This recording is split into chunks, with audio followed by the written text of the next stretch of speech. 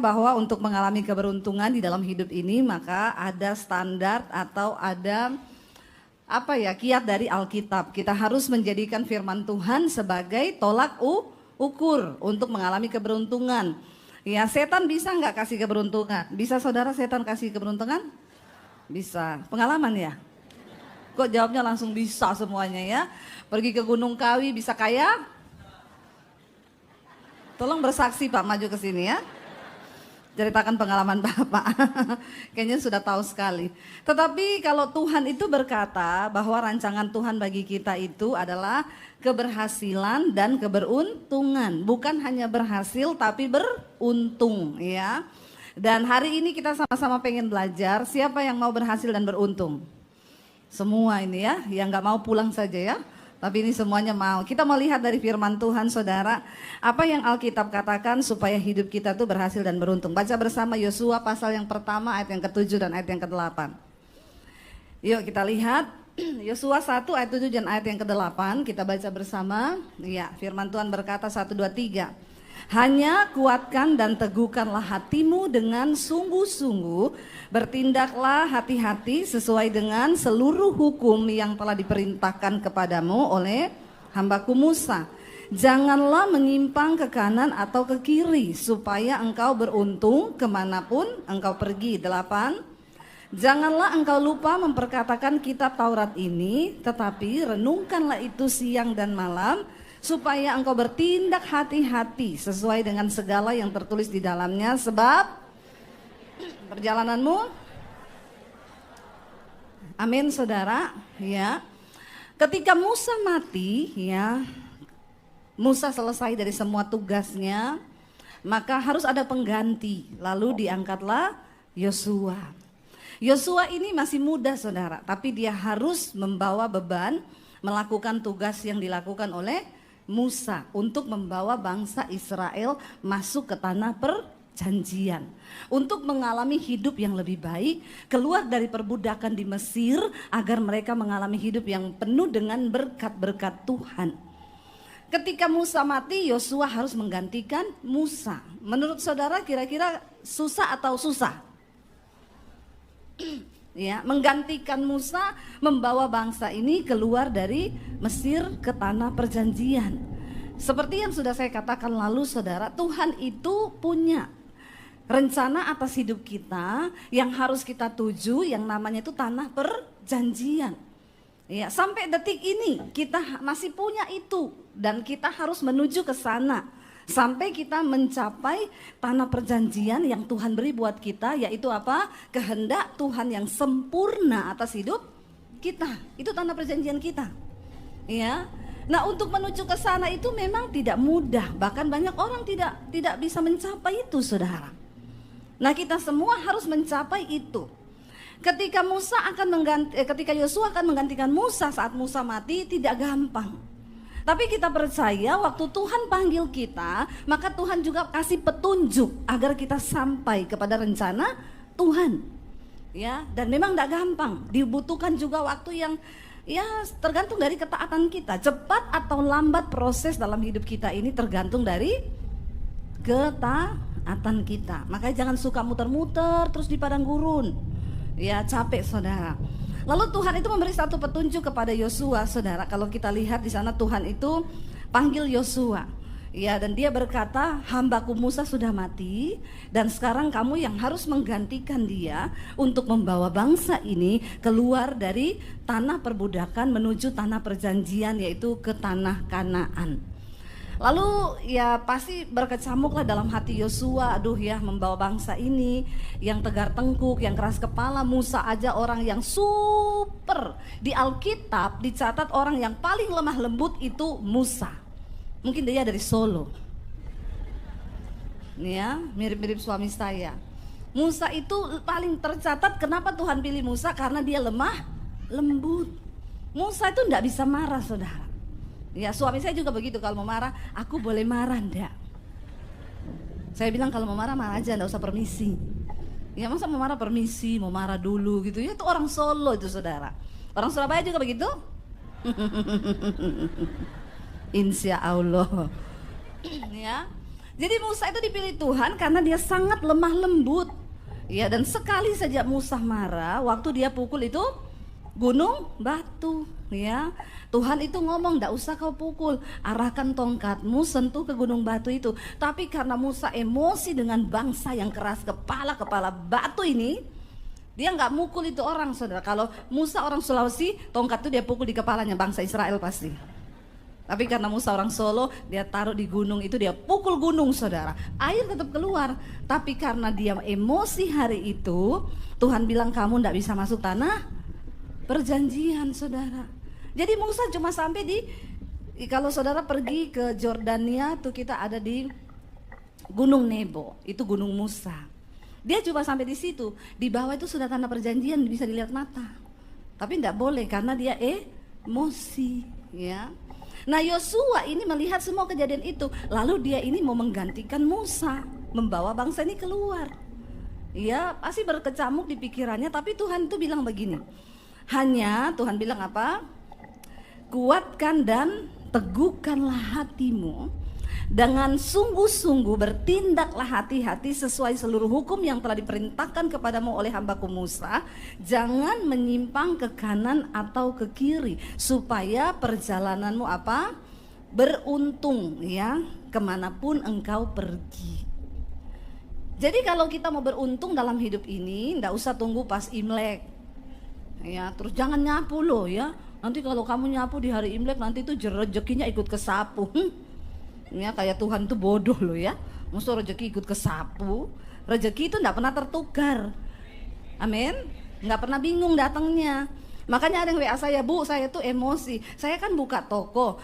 Sama tetangga saya disaingi, dia buka toko yang sama di sebelah saya, Bu. Jadi itu saya marah tiap hari." Saya bilang, "Bu, orang boleh niru tokomu, orang boleh niru usahamu, tapi berkat tidak bisa ditiru." Katakan. Tepuk tangan buat Tuhan Yesus. Karena berkat itu tahu ke siapa dia akan pergi, dan malaikat tuh nggak pernah salah alamat. Amin. Ya, makanya hidup sesuai firman Tuhan. Alkitab bilang kalau orang hidup rukun bersama, kesanalah berkat Tuhan itu diperintahkan. Makanya jangan banyak berantem suami istri, amin. Kalau banyak berantem tidak ada berkat. Ya, Tuhan udah mau kirim mobil nih, lagi berantem. Malaikat bilang, "Lagi berantem Tuhan, nggak jadi, kirim ke Bu Dewi aja." Maka dikirimlah ke rumah saya diberkati banyak. Karena saya sama suami jarang berantem, hampir nggak pernah berantem. Kalaupun berantem 5 menit cukup, amin. Coba lihat-lihatan yang suami istri. Tolong suami istri lihat-lihatan. Cepat sekarang perintah ini, perintah. Jangan lihat istri orang, lihat istrimu sendiri. Ya, coba lihat-lihatan, bilang, "Sayang, kita berantem 5 menit cukup ya, supaya hidup kita beruntung," amin. Nah, kau ribut terus dalam rumah tanggamu, bagaimana kau beruntung? Ya enggak mungkin, saudara. Itu energi negatif yang ditarik saat kita ini berantem. Dosa itu membawa hidup kita ini terkutuk. Makanya Alkitab ini Tuhan bilang kepada Yosua, "Teguhkan dan kuatkan hatimu." Untuk apa? Aku mau menjadi pelaku firman. Aku tidak mau menyimpang ke kanan atau ke kiri. Kalau Tuhan bilang jangan marah-marah, ya jangan marah-marah. Tapi kau bilang, "Tapi saya suka emosi." Itu urusanmu, taklukkan dagingmu. Makanya Rasul Paulus bilang, "Aku melatih tubuhku dan menguasainya seluruhnya, supaya jangan sampai aku sudah memberitakan Injil, tapi aku ini ditolak." Ya, jangan ada alasan.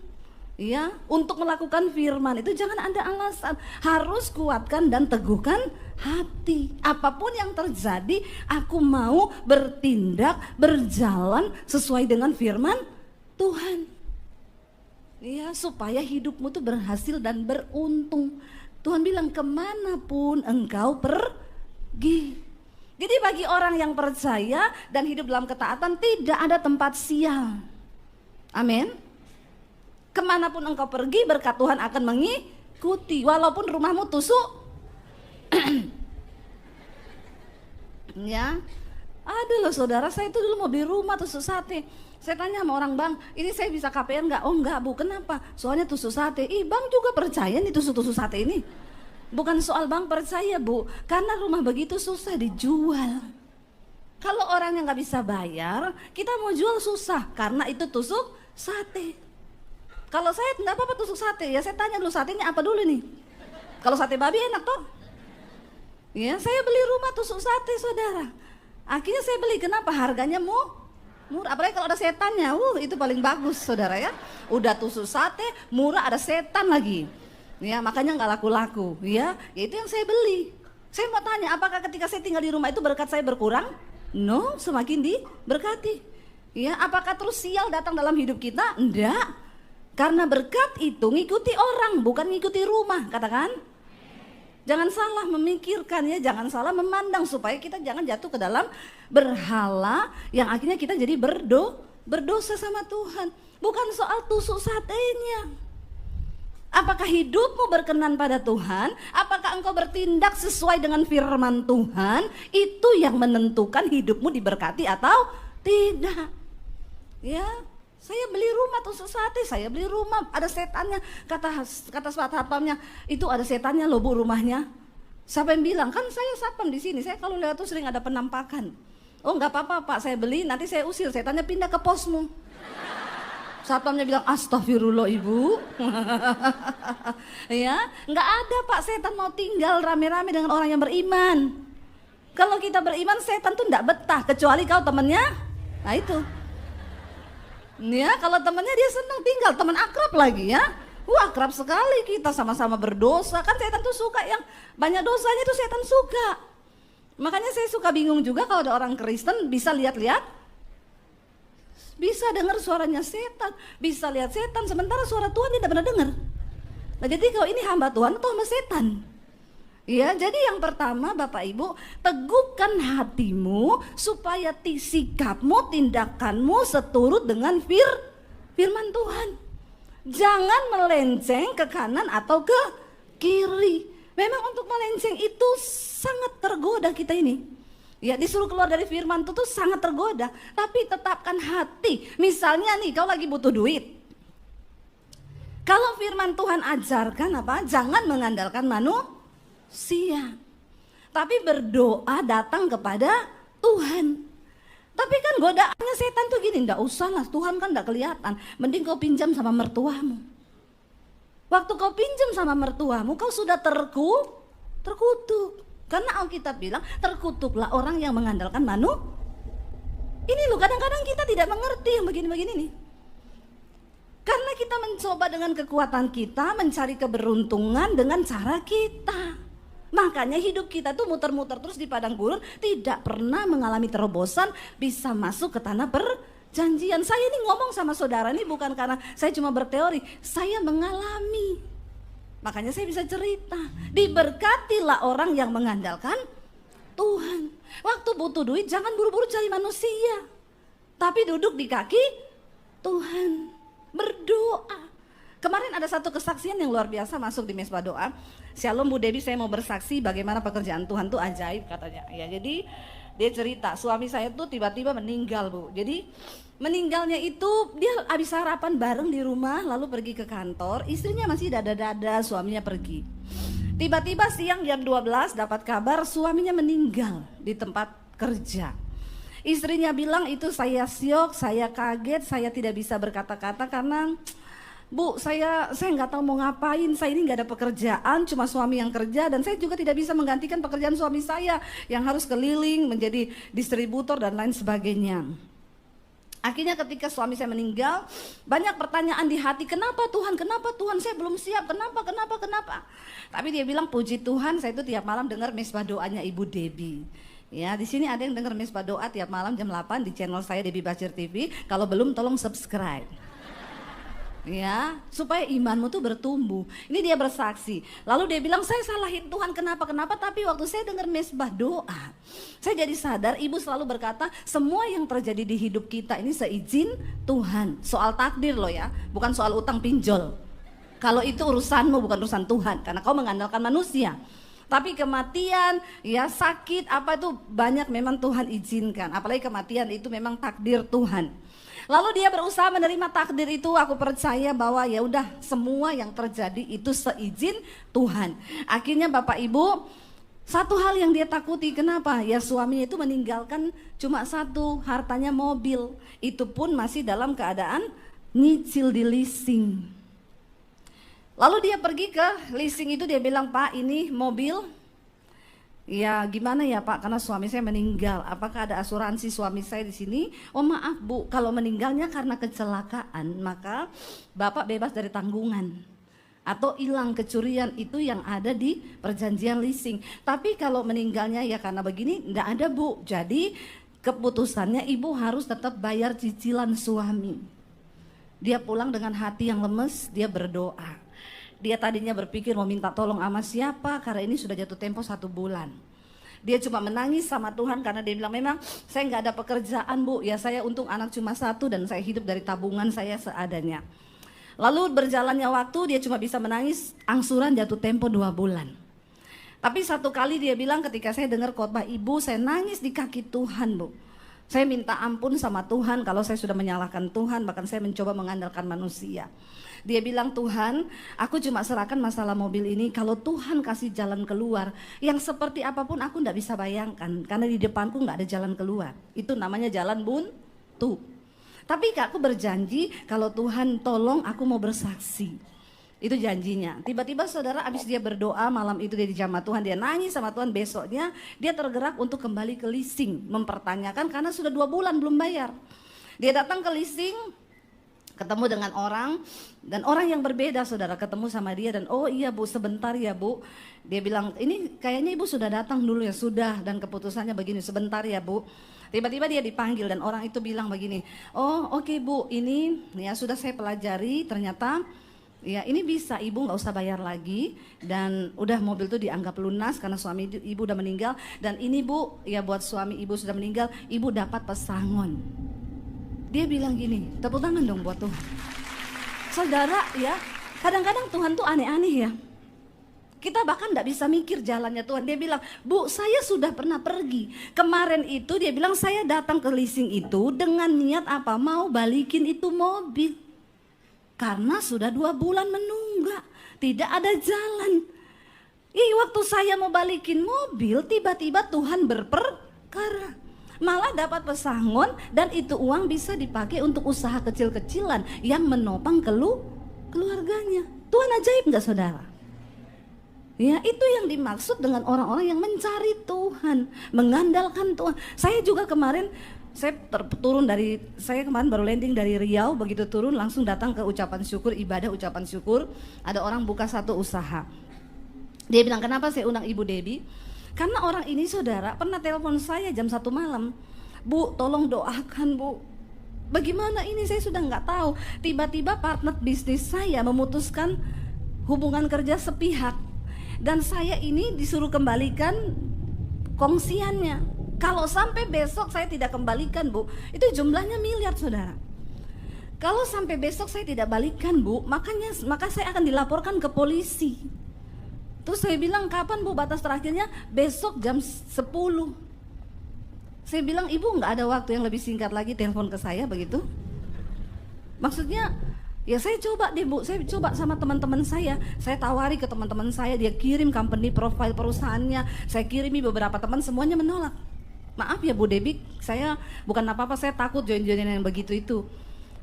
Bapak cuma kembalikan aja nih uang kongsian temennya, nanti Bapak ikut kerja sama. Oh enggak, saya enggak bisa. Dia bilang, Bu Debbie ada uang enggak? Ya saya sih ada ya, tapi kalau saya kasih ke ibu terus sekolah anak-anak sekolah Alkitab saya makan apa? Terus saya pelayanan itu buat apa? Nggak bisa Bu, saya nggak bisa campur-campur pelayanan dengan bisnis-bisnis begitu. Jadi Bu, malam ini saya cuma bisa berdoa, harapkan Tuhan, karena dalam seperberapa detik Tuhan sanggup melakukan mujizat. Saudara tahu malam itu saya juga nggak bisa tidur. Saya bilang sama suami, kasihan banget ya dia ya, karena saya juga kenal ibu ini. Lalu ya udah kami berdoa, dia nangis malam itu, saya berdoa lewat telepon saudara. Besoknya jam 12 siang dia WA saya, Bu Debbie puji Tuhan. Ini tadi malam nih baru nangis-nangis cari uang miliaran. Tiba-tiba jam 12, puji Tuhan. Bu gimana ceritanya? Saya telepon, sudah ada Bu uangnya. Tadi jam 11 sudah ditransfer semua ke orangnya. Ibu gimana? Jadi Bu tadi pagi itu saya bangun, abis kita berdoa tadi malam jam 2, kayaknya jam 2 pagi. Ya pagi-pagi saya bangun, saya langsung mandi. Tiba-tiba Tuhan taruh di benak saya ada satu orang yang sebelumnya saya tidak terlalu kenal dekat, tapi Tuhan taruh dia di hati saya. Saya pergi gitu ketemu dia dan istrinya, saya curahkan semua isi hati saya kasih lihat company profile perusahaan saya. Mereka berdua itu percaya. Dan Bapak itu ngomong, saya tadinya nggak mau percaya karena saya sudah banyak kali ditipu orang ngajak-ngajak kongsian. Tapi nggak tahu ya, sama ibu itu saya nggak bisa menolak katanya. Kayak hatinya itu ada yang ngomong, transfer sekarang, transfer sekarang. Dan kemarin saudara, saya sudah pergi doa ucapan syukur, kantornya gitu langsung 4 ruko ya, besar sekali. Dan puji Tuhan, dia bilang, puji Tuhan Bu, sekarang sudah orderan masuk semua. Dan orangnya itu juga bukan orang Kristen yang tolong dia. Kemarin ikut ibadah bersama, dia bilang, saya senang banget ketemu ibu karena saya juga sering nonton khotbahnya ibu, padahal bukan Kristen saudara. Tapi saya bilang di situ saudara ya, kalau kita mau berjalan sesuai dengan firman Tuhan, cuma berapa detik loh itu, dari malam jam 2 dan besok pagi udah menjatuh tempo. Waktu Tuhan turut bekerja, engkau akan melihat Tuhan bikin usahamu berhasil dan beruntung. Ini kisah-kisah nyata yang saya saksikan, dan puji Tuhan, Tuhan izinkan saya bisa ketemu orang-orang ini dan melihat. Lalu di sana dikatakan saudara yang kedua, Tuhan bilang begini nama Yosua, jangan engkau lupa apa? Memperkatakan kitab Taurat ini. Dikatakan janganlah engkau lupa memperkatakan, tetapi renungkanlah itu siang dan malam, ya, supaya engkau bertindak hati-hati dengan segala yang tertulis di dalamnya. Sekali lagi kita diingatkan Tuhan untuk ayo, kalau perlu engkau catat firman itu di hatimu, perkatakan siang dan malam. Supaya apa? Supaya kalau kita renungkan, kita perkatakan, kita ini bertindak benar-benar hati-hati. Jangan gegabah, jangan ceroboh. Karena saya percaya berkat, kesuksesan, keberuntungan, keberhasilan itu buah dari taburan perkataan kita dan perbuatan kita saudara. Kalau engkau memperkatakan firman, maka firman itu akan bekerja di dalam hidupmu. Karena Alkitab berkata firman Tuhan itu seperti emas yang dimurnikan dalam peleburan dapur api. Dan Tuhan berkata tidak ada satupun dari firman Tuhan itu yang gagal, dan dia akan melaksanakan apa yang disuruhkan Tuhan kepada firman itu. Hanya kita ini gak layak atau tidak untuk menerima semua janji Tuhan itu. Makanya hari ini ayo rajin-rajin memperkatakan firman Tuhan. Ya, kalau takut berkatakan dalam nama Yesus, roh yang ada padaku lebih besar dari segala roh yang ada dalam dunia ini, amin. Waktu saudara mau marah, perkatakan jangan marah, karena firman Tuhan berkata amarah itu mengerjakan sesuatu yang tidak berkenan kepada Tuhan, amin. Jadi kita gak jadi orang yang meledak-ledak, kepahitan, emosi, akhirnya berantem sama keluarga, ndak omongan, karena kita dikuasai oleh marah. Supaya kita bertindak hati-hati. Coba saudara hafalin 1 ayat setiap hari, saya yakin hidupmu pasti berubah, amin. Hafalkan firman Tuhan itu. Lalu kita melihat di sini, sebenarnya yang seperti apa yang disampaikan perintah itu kepada kita. Buka Ulangan 30 ayat yang ke-11 ya, sampai 16. Ulangan 30 ayat 11 sampai ayat 16 kita baca. Ya, jangan bilang susah ya, melakukan perintah itu susah, melakukan firman itu susah ya. Kita baca 1, 2, 3. Sebab perintah yang kusampaikan kepadamu pada hari ini tidaklah terlalu sukar bagimu dan tidak pula terlalu jauh. Melakukan firman itu tidak sukar asal kita mau. Tapi banyak orang Kristen tidak mau jadi pelaku firman, cuma mau jadi pendengar aja. Dibilang jangan bersinah. Ya, dibilang jangan merokok, dibilang jangan kepahitan. Terus ngapain engkau berkata kau Kristen kalau kau tidak dengar-dengaran dengan firman Tuhan?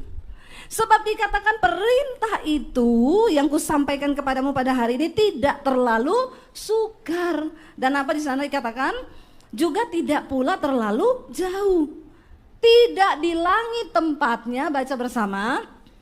Ya, tidak di langit tempatnya, sehingga engkau berkata siapakah yang akan naik ke langit untuk mengambilnya bagi kita dan memperdengarkannya kepada kita supaya kita melakukannya. Firman itu bukan di langit saudara, firman itu hari ini ada bersama-sama dengan kita, yaitu Alkitab yang menjadi firman Tuhan. Tuhan gak suruh sesuatu yang gak ada. Ada, dikatakan firman itu ada. Dia bukan di langit sehingga engkau berkata siapa yang bisa ambilkan kita itu dari langit. Lalu dikatakan juga di sana apa? Juga tidak di seberang laut tempatnya sehingga engkau berkata siapa yang akan menyeberang ke seberang laut untuk mengambilnya bagi kita dan memperdengarkannya kepada kita supaya kita melakukannya. Baca bersama 1, 2, 3. Tetapi firman ini apa? Yaitu di dalam dan di dalam untuk di, amin saudara. Firman itu dekat, yaitu dalam hati dan mulut kita. Sekarang tinggal pilihanmu, mau nggak simpan Alkitab, simpan firman dalam hati dan mengucapkan lewat mulut. Supaya kita hidup bertindak sesuai dengan firman Tuhan. Pilihannya ada di tangan kita kok saudara. Makanya saya selalu bilang, itu loh orang mau konseling, Bu tolong dijawab, tolong dijawab. Saya baca, Bu saya itu hidupnya begini, Bu. Ya memang sih saya ini bukan Kristen yang taat. Ya kagak usah konseling, tobat aja, amin. Heran saya, udah gitu ya tolong dong Bu dibalas. Nggak perlu dibalas, saya baca. Ini sih orang Kristen keras kepala batu. Dia udah tahu sebenarnya hidupnya, tapi pura-pura tidak tahu. Nggak usah konseling terus. Yang harus kau lakukan adalah bertobat. Ngapain konseling kalau nggak bertobat? Udah dibilang jangan bersinah, jangan selingkuh, tetap aja bersinah, tetap aja selingkuh. Dibilang jangan homo, jangan lesbi, tetap aja. Kemarin di Jakarta ketangkap 56 orang pesta seks, ya satu kamar. Saya nggak bisa bayangkan tuh gurita, cumi-cumi semua ada dalam situ, kepiting. Itu kan aneh ya Bapak Ibu. Kita bayangkan aja udah jijik ya begitu. Dan yang saya heran, waktu saya lihat itu fotonya, nggak ada loh yang model-model tampang bencong tulang lunak. Semuanya kelihatan keker loh. Ada yang udah punya istri, punya anak. Rata-rata mereka menikah. Aduh mengerikan sekali zaman ini. Sampai ada anak gadis yang bilang, Bu Debbie itulah sebabnya saya tidak mau menikah Bu. Karena sekarang ini istri-istri saingannya bukan cuma sama pelakor, sama cumi dan gurita. Ih banyak boti juga ya. Bertobat saudara. Bagaimana kita nggak jadi Sodom dan Gomora ini? Kita setengah mati berdoa supaya bangsa ini diluputkan dari murka Tuhan. Ada aja orang-orang yang bikin penghukuman itu turun ke Sodom dan Gomora. Saya berdoa di sini nggak ada ya boti-boti. Ya Allah subhanallah. Bener loh saudara, saya bayangkan satu kamar 56 orang. Mereka pesta seks begitu yang laki-laki semua tuh, coba. Ya, saya juga kalau jadi Tuhan, udah saya bikin api turun itu di situ tuh. Ya, untung bukan saya loh Tuhannya. Tuhan tuh maha sabar. Karena Alkitab bilang Tuhan itu tidak berkenan pada kematian orang fasik. Sebenarnya Tuhan tidak mau orang berdosa itu mati. Karena dia nggak berkenan.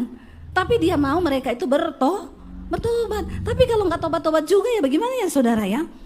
Tolonglah please. Ayo kita jadi pelaku firman. Kalau dibilang jangan selingkuh ya jangan selingkuh. Amin bapak-bapak. Amin juga ibu-ibu. Ini lagi heboh-heboh viral-viral nih kasus perselingkuhan ini. Ya, nggak cuma bapak, ya bapak-bapak selingkuhnya juga sama ibu-ibu memang. Makanya nih bapak-bapak dan ibu-ibu saya harus tembak semua ini. Ya, karena kalau nggak ada ibu juga bapak juga nggak selingkuh katanya ya. Jadi ini aneh saudara. Ayolah kita ini mengejar perkenanan Tuhan. Dosa itu yang bikin hidup ini jadi sial. Bahkan dosa itu juga membawa noda bagi bangsa saudara. Kita nih perlu sungguh-sungguh berdoa buat bangsa kita, buat para pejabat kita supaya nggak hidup dalam dosa. Ya ini saudara, aduh, ya lihat begitu. Saya tadi pagi lagi dengar kasus hamba Tuhan besar bercerai karena istrinya lesbi.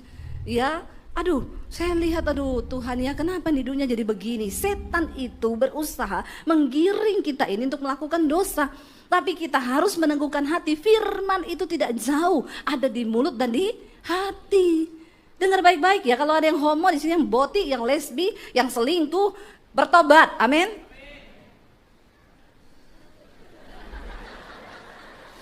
Yang amin satu tuh ini mantap ya, ambil sepeda di bawah ya. Hadiah buat kamu. Tapi kayaknya dia belum menikah kan? Oh belum ya, jangan-jangan pacarnya pernah diselingkuhin. Oh enggak juga, puji Tuhan kau cari pasti dapat yang terbaik dari Tuhan. Ya jangan bermain-main dengan dosa, firman itu enggak jauh. Yang terakhir saudara, waktunya hampir habis nih ya. Bagaimana supaya, kita baca dulu ayat yang berikutnya tadi, ingat ya. Lanjutannya, firman ini sangat dekat kepadamu. Karena pada hari ini firman Tuhan berkata apa? Ingatlah aku apa?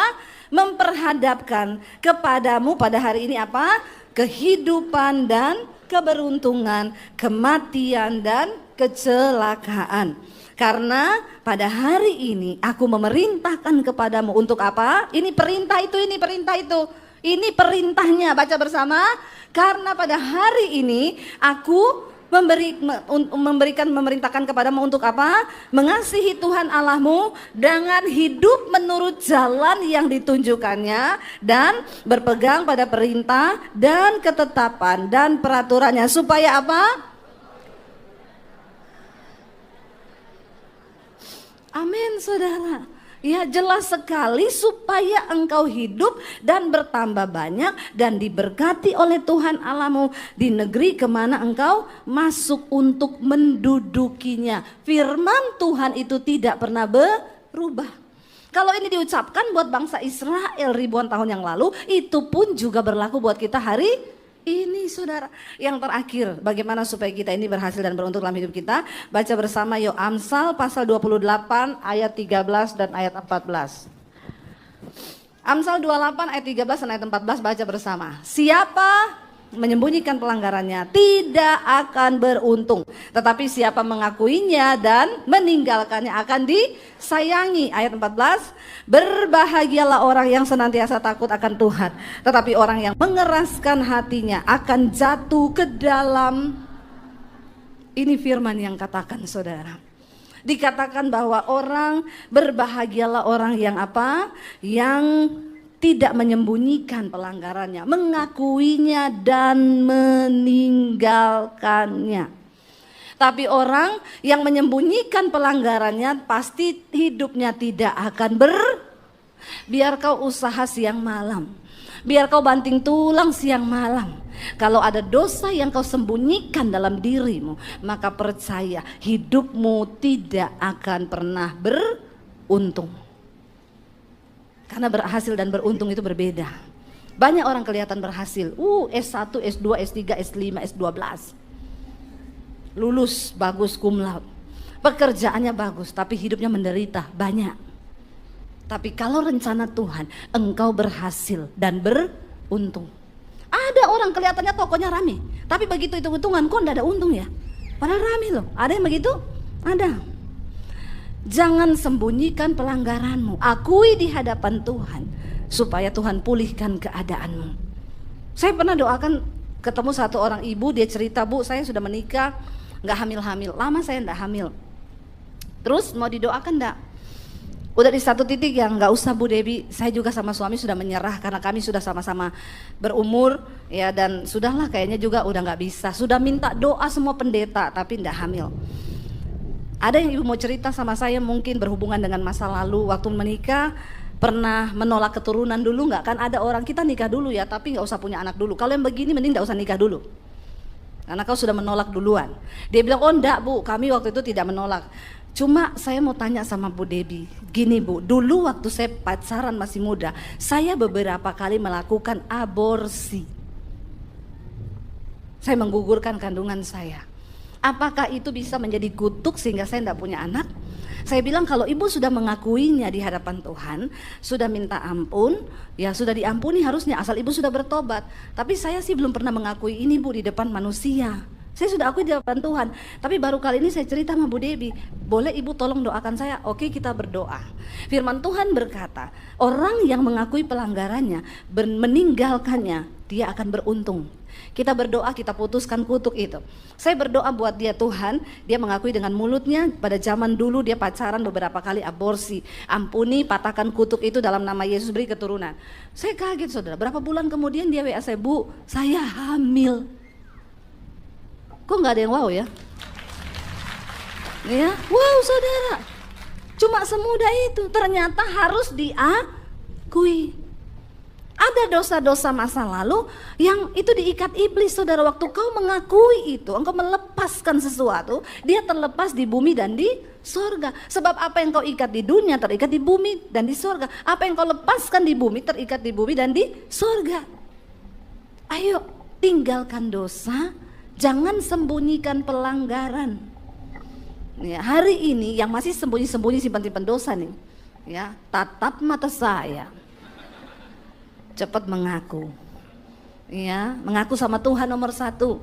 Ya, yang kedua, kalau kau punya pembimbing rohani atau siapa, minta didoakan. Ya, kalau ya sebenarnya sih akui sama istri ya. Tapi waduh nanti ribut ibu kami ya. Yang ada saya bukan mati, karena waktu Tuhan, tapi mati karena waktu istri nih ya.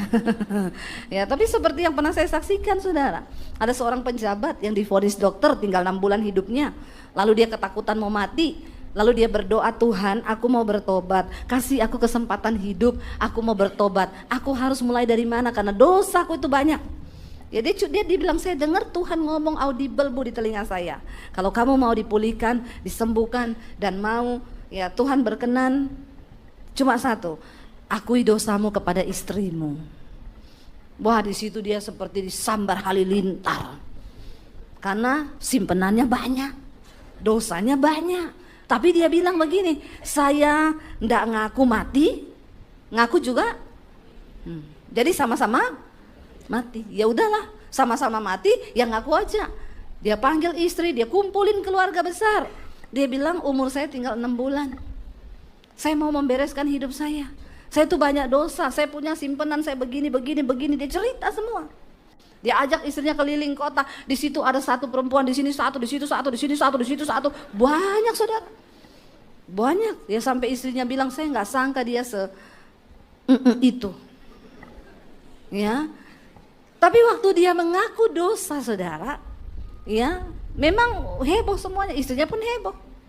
Ya memang kejujuran itu menyakitkan. Tapi lebih baik daripada kau terkungkung, karena iblis itu licik. Dia ingin mencengkram engkau dalam dosa. Waktu dia mulai pengakuan, hidupnya damai, hatinya damai. Dia mulai nonton khotbah-khotbah, dengerin khotbah saya di YouTube, hatinya dipulihkan. 6 bulan lewat enggak mati. Ya, 1 tahun enggak mati, 2 tahun enggak mati, sampai sekarang enggak mati-mati. Ya, justru Tuhan sembuhkan dia. Sekarang hidupnya berdampak, dia bikin persekutuan doa, dia undang semua teman-temannya saudara. Bahkan saya sering diundang khotbah di situ. Inilah hidup. Dan Alkitab tuh nggak pernah bohong. Siapa menyembunyikan pelanggarannya, tidak akan beruntung hidupmu. Sekalipun kau kerja siang malam banting tulang, kepala jadi kaki, kaki jadi kepala. Rempong nggak orang hidup begitu? Rempong saudara.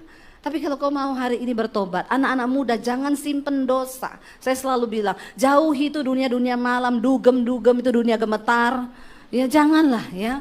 Ayo kita datang pada Tuhan, berlutut kepada Tuhan, memberi hidup yang penuh ya di dalam kekudusan dan bilang, ini hidupku Tuhan, aku mau bertobat supaya aku mengalami rancangan keberhasilan dan beruntung, berhasil dan beruntung. Saya berdoa semua jemaat yang hadir hari ini mengalami rancangan keberhasilan dan keberuntungan. Tepuk tangan buat Tuhan. Saya undang para imam musik maju ke depan. Mari tutup matamu dalam hadirat Tuhan saudara. Hari ini kita semua berhubungan pribadi dengan Tuhan. Tidak ada satupun yang bisa kita sembunyikan di hadapan Tuhan. Di hadapan manusia engkau bisa sembunyikan sesuatu, tapi di hadapan Tuhan tidak. Hari ini kalau engkau mau beruntung dalam hidupmu, tinggalkan dosamu, akui dan tinggalkan itu. Sebab dosa itu pembawa murka atas hidup kita. Dosa membawa kutuk dalam hidup manusia. Kalau engkau ingin berhasil dan hidupmu beruntung, maka tidak ada pilihan lain hari ini. Katakan, Tuhan aku mau teguhkan dan kuatkan hatiku untuk terus mengikuti firman Tuhan.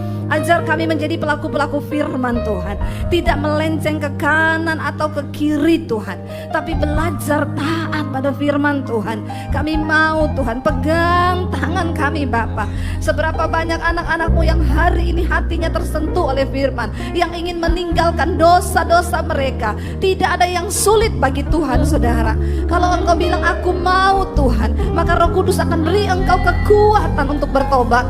Sebab Tuhan ingin menggenapi segala firman-Nya atas hidup kita. Tuhan ingin engkau mengalami rancangan keberhasilan dan keberuntungan itu. Katakan, Tuhan hari ini kami datang memberi hidup kami bagimu.